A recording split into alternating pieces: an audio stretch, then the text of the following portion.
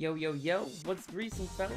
Listen, if y'all don't know me, I'm Xeek, aka Frost God Xeek, and I'm a multi-rank 1 Frosty K main. I know there's not that many of us out there, but clearly, there are some as you're watching the video.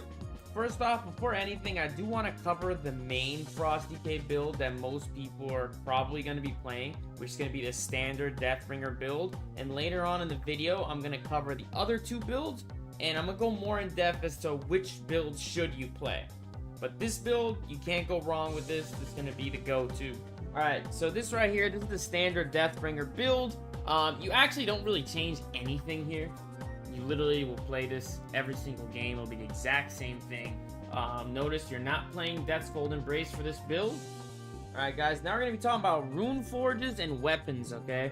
So for Runeforges, if you're going to be playing the standard Deathbringer build, you're going to want to use Fallen Crusader, okay? Fallen Crusader right here, this is going to be the best Runeforge for the Deathbringer, standard Deathbringer build. And if you're playing either the Rider of the Apocalypse build or even the full one-shot cheese, you're going to be rocking Rune of Razor Ice. And basically, the main difference is when you play Razor Ice, you get Shattering Blade, which is a nice talent for Frost Strike damage. And you also get the ability to stack your Reaper's Mark faster too, which is convenient for Deathbringer. Now, for weapons, a lot of people always ask me about dual wield versus two-hand. This season, I'm gonna be honest, boys, it's looking like a pretty much two-hander only season, unless we get some big changes, but it's looking like a heavy two-hand season. Now, dual wield is playable, only if you're Deathbringer. You can play dual wield if you're Deathbringer. It's still not going to be as optimal, but if you really fuck with that dual wield shit, which I understand, there's some swag weapons out there, then you know, you can play dual wield Deathbringer, and it's not going to really hold you back that much, but, you know, if you want to be efficient, you want to do the most burst damage, play two-hand. Alright, so now we're going to get into the rotation, basically the rotation priority. This is really simple, guys. First thing, you want to prioritize the Obliterate proc, right? So, right there, that's lucky shit. I just got an Obliterate proc all natty, boys. Anyways, this is the highest priority. The second highest priority is going to be your Empower Rune Weapon, which will give you an Obliterate proc, so you can spend it. Third highest priority rotational ability is going to be Howling Blast proc. Right here, we just got one of these. This is going to help reduce the cooldown on your rune weapon. It's going to do a little bit of damage. I really wish Blizzard would buff this, but they don't for some reason. I don't know, but it's still a good thing to press. Then it's going to be Frost Strike, and then non-proc Obliterate.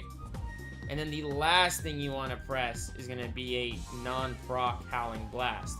Most of the time, if you're doing a non-proc Howling Blast, it's purely just to reapply Delirium. And at that point, if you already have Delirium up, you'd just be better off pressing Chains of Ice. There's 3 builds right now that you're going to be able to play. First off, we have the standard Deathbringer build.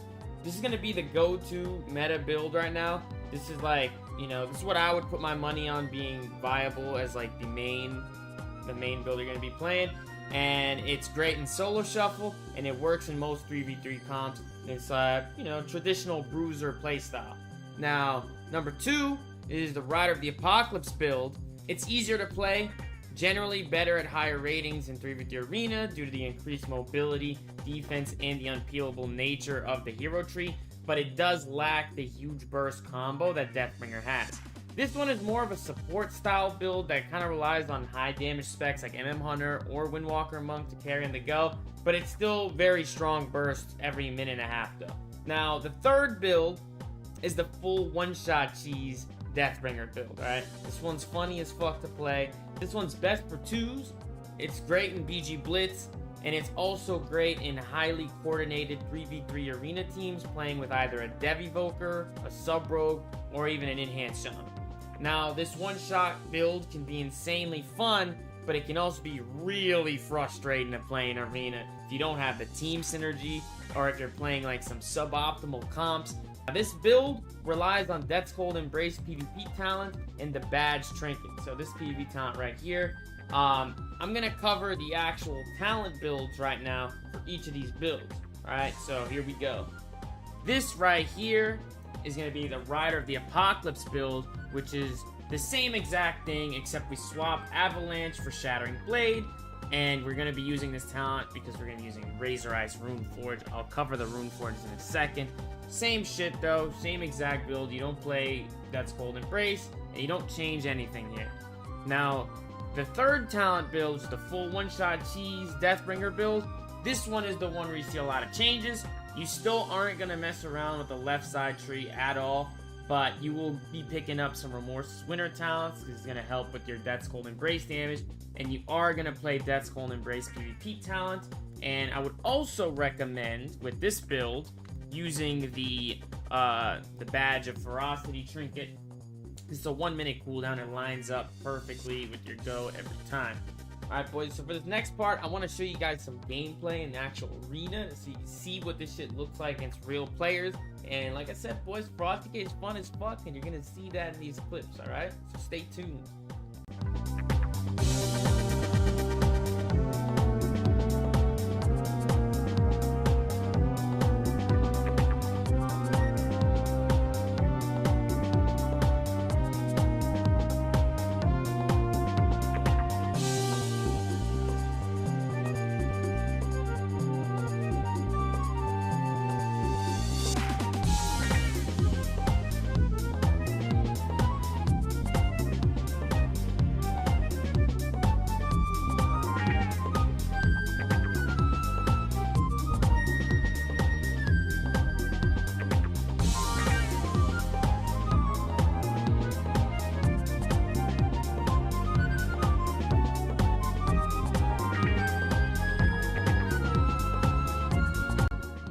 Cover the Deathbringer burst rotation. This is where it actually gets kind of hectic, okay? So the regular rotation, sustained damage, doesn't really matter, and it's very straightforward. You know, Frost Decay rotation has never been rocket science. Now the burst rotation, it isn't really that hard either, but it takes a lot of muscle memory, okay? It takes a lot of getting used to it. Anyways, let's get into this. Deathbringer Burst with Frostworm and Breath, because these are both 1.5 minute CDs. You always use them together. Now, you're going to pop Pillar, and you're going to pop Frostworm in the same global. Then you're going to want a Reaper's Mark and Rune Weapon in the same global. Then you're going to hit Breath, and now you're going to have 2 Obliterate procs. So you're just going to press Obliterate, and from here on, you can literally just mash Empower Rune Weapon and Obliterate until you run out of procs and Rune Weapon charges. Like, literally just spam both at the same time. Once you run out, you can press Frost Strike and Obliterate again, and you can alternate between the two. I swear that's a really easy way to get used to doing the burst rotation, is to literally just spam Empower Rune Weapon and Obliterate once you get past this point right here. Now, for Deathbringer Burst, when you don't have Frostworm or Breath, it's a lot easier to do because there's not so many off-global CD things to press. You're going to start with a simple Pillar and Reaper's Mark at the same time. No stun this time. And you're just going to mash Empower Rune Weapon and Obliterate until you run out of procs and Rune Weapon charges. And then from here, you can just alternate between Frost Strike and Obliterate, and if you have a Howling Blast proc, you can use this instead of the Frost Strike. You just do that till the Pillar runs out. And you know, now we're gonna cover the Rider's Burst. So for Rider of the Apocalypse, this one's a little scuffed because when you play Deathbringer, you have Reaper's Mark, which generates 20 runic power, and you always press that like at the start of the burst, so that helps mainly with getting enough runic power for Breath of Sindragosa. So since you don't have that, you're gonna have to do a little something scuffed here, and usually this kind of just happens naturally anyways once the arena starts. But you know, you can Chains of Ice or Howling Blast to generate this 20 runic power, and then once you have that, now you can press Pillar and Frostworm's Fury at the same time, and then you can hit Empower Rune Weapon and Breath at the same time, and then you're gonna Rune Weapon and Obliterate at the same time as well, into another Rune Weapon and Obliterate, into Frost Strike, Obliterate. Yeah, you'll get used to that one. That one's just like the weird one because there are times where you can run out of, like, not run out, but you won't have enough runic power when you press your Rune Weapon Breath combo, so it'll be just short. If that happens, just hit Rune Weapon again if you have another charge, and that'll get you up to enough for Breath, and you'll be chilling. Happens sometimes, it's okay, you'll get used to it. Now, Rider's Burst without Frostworm and Breath. This one is basically like you're not working with much here, because Deathbringer, obviously you have Reaper's Mark every pillar. Right here, Rider, like I said, counts on Frostworm and Breath, right? That's your big 1.5 minute go. So when you don't have it, it's very bare bones, right? So you go in, you pop Pillar and Rune Weapon and Obliterate at the same time. Make sure it's in this order though, just what I mean by same time, the same global. Then you're gonna Frost Strike into an Empower Rune Weapon and Obliterate at the same time. Then you're gonna Frost Strike into an Obliterate, into another Frost Strike, into another Obliterate. And this is like the weakest Frost DK go there is. But like I said, when you play Rider, you know, you're playing a more support style build. And, you know, you mainly have your big one shot every minute and a half. One thing I do want to talk about real quick is the new Apex talent for Frost DK. Some of these are really good. And the last one is going to be really good on the 0.5 patch, which is going to be a while from now. But even right now, it's still useful in some situations. Basically, you can recall your Frostworm Sphere, right? So when you press your Draco, shoot it out, and for 45 seconds, you can recast your Draco. And for Deathbringer, this is a really big deal because it's going to give you 2 more Exterminate procs. Now, the way you use this is pretty simple. You don't really want to recall your Draco too early into your burst window. What I would say is make like a weak aura, whatever the fuck it's called, resource manager thing to track your exterminates. And when you run out of exterminates, it's pretty good to use your recall Draco to generate 2 more. So you can kind of have like a little late burst window that comes back again. For Riders of the Apocalypse, there's actually some secret tech I'm going to show you once my cooldowns are back up. It's important. If you're playing Rider, it's going to be very important for the playstyle. So let's say I send my go, right? I pop Pillar and I have Frostworm's Fury. I'm going to get this buff to recall my Frostworm's Fury, and it's going to last like 45 seconds. As you know, Pillar of Frost is a 45-second cooldown, but here's the cool interaction with Frostworm's Fury on Rider.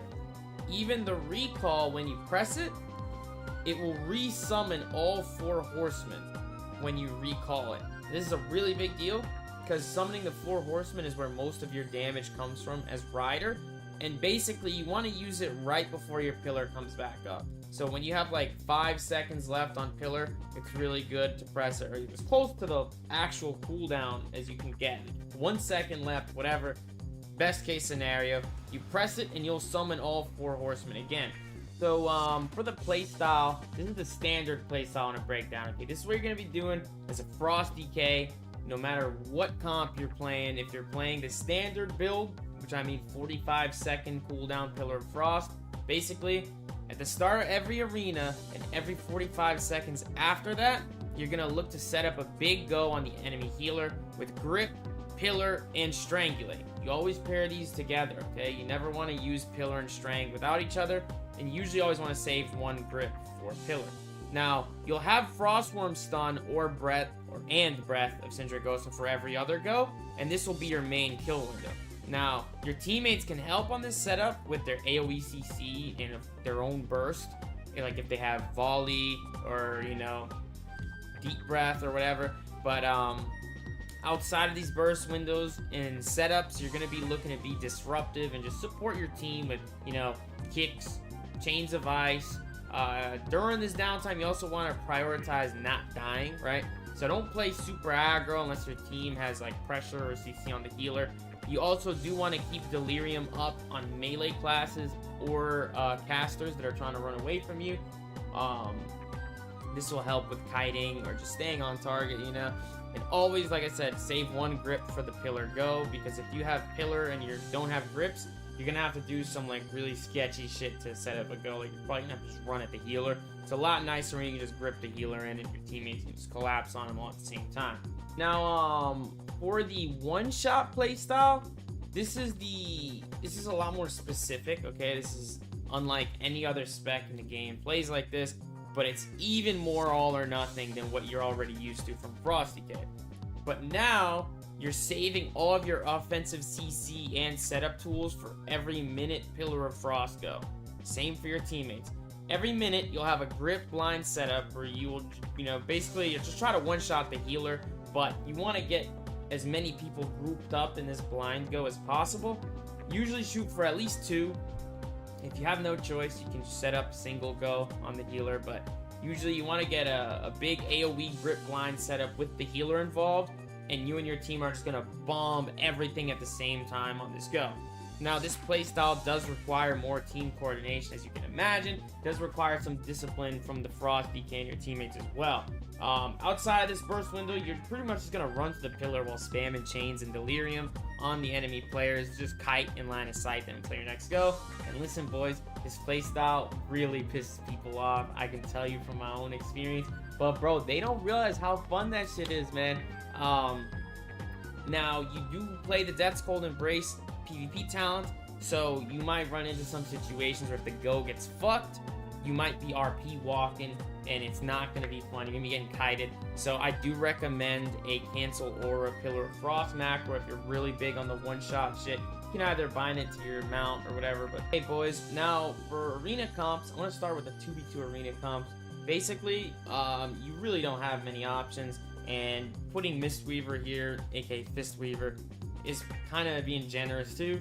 Usually, I'd tell Frostgaze all the time, man, Presevokers are your best friend, bro. They complete the class. So if you're gonna play 2s, just play with a Presevoker. And I would recommend the full one-shot build for 2s, but, if your buddy plays Mistweaver or you really aren't feeling the full one-shot build, you could probably pull it off with a Fistweaver, or you can also do a bootleg full one-shot setup with a regular Mistweaver as well. Now for 3v3 comps, right? Now up here, I'm pretty much only putting the good shit, okay? But the main comp you're gonna want to be playing, this is gonna be the go-to, both in terms of viability, but also in terms of like a traditional playstyle that anyone can get behind. It's gonna be Frost DK, MM Hunter, and Presevoker, and I really like this comp because it has a little bit of everything, okay? You've got one shot, right? You have a crazy grip binding shot volley go every 45 seconds. You have mobility, right? Your hunter can kite, so you can get more value out of chains of ice. They can't really just tunnel you all game when you have an MM Hunter, and it has high sustained damage. That's the most important thing. So you have high sustained damage and constant CC chains from your hunter and your evoker. Now, second comp, this comp is in the middle, right? So you can play this in a traditional playstyle, kind of like the MM Hunter comp version, and I will say it's easier to pull off. It doesn't take like insane coordination. You can kind of just wing it with this comp and you'll have some decent success. But I do think that playstyle does get limited a little bit more as you get higher rated. Once you get past like that 2400 rating, you might want to mess around with learning the full one-shot playstyle, because this is really what this comp shines at. And the third comp is basically a reskin version of this comp when you're playing full one-shot. So when you play Frost DK Sub-Rogue, you're going only full one-shot every minute. There's a lot of crazy tech for that, but it's a super fun comp to play, just like Draco Cleave here. But really, for most people, I would just recommend MM Hunter, Frost, Prez. Going to be hella MM Hunters playing the game. I'm sure there's going to be a lot of Presevokers too. If you're looking just for a traditional experience, a traditional DK experience, but on Frost DK, you want to play PHDK up here. Alright, so boys, for racials, there's 3 main races you're going to want to be looking at if you're actually looking for performance. The other stuff, if it doesn't make this, it's probably just not good enough to be worth playing from a performance standpoint. So at that point, you just be better off playing something you think looks cool. So first off, we have Orc. Orc is great because, one, it's good for solo shuffle, and it's good in traditional comps, right? So I'm talking Hunter DK, Windwalker Frost DK, DH DK, TSG. Comps like that, it's really good in those because you're staying in a lot, you're getting a lot of stuns on you, and stun reduction of course helps with getting peeled on your burst, which is a big deal for Frost DK, and the Blood Fury does help with your own burst. Also, this is my opinion, but I think Orc also looks fucking sick, and it has it's like a good balance between swag, between performance, and you know, versatility. You know, you could play it however. You could play a full Frost DK one-shot comp with Orc, but you know, if you're really looking for a full one-shot, these next two races you're gonna want to hear these out. So we have Panda, and I'm not trolling, guys. Panda is pretty insane, even if you're not playing full one-shot. But if you're playing a full one-shot playstyle, Panda is great because of the Quaking Palm racial. It just makes it really easy to set up a clean Grit Blind go. And you have that like pretty often. You don't have to like wing a complete YOLO Grit Blind go, where, you know, maybe the priest will fade it. You can just pre-Panda incap one of the targets, and they'll be pretty much unavoidable, that Grit Blind. This is also good in BG Blitz, because, you know, an extra CC, you can maybe make some plays off of like capping a base. But yeah, I don't like the way it looks too much, but you can swag these guys out if you try really hard, you know. Now this next one is a bit more in between, okay? So for the third race we're gonna be talking about, and this is the third and last, High Mountain Torn.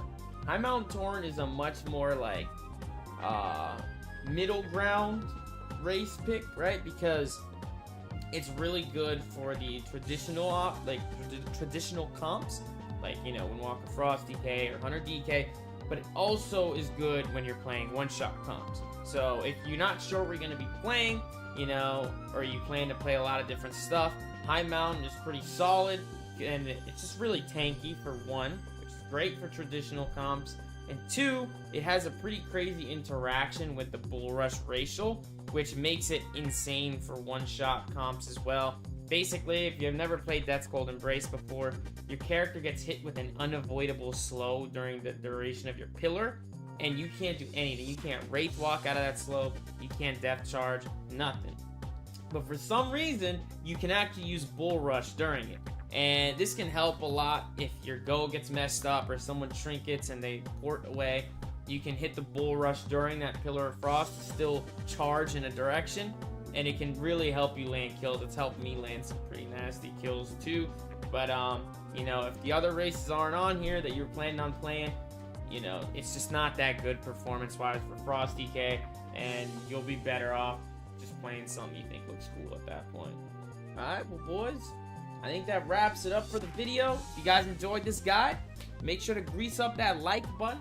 Grease up some comments down below. Let me know what y'all think, or if you got any questions, any add-on questions on whatever it is, just let me know and I got you. Make sure to join my Discord server down below, the Xeek Sanctum. Be popping in there. It's basically the central PvP hub for Death Knights now. And also make sure to check out my stream at twitch.tv/Xeek. Anyways, boys, I will grease y'all fellas later, and I hope y'all enjoyed. Peace!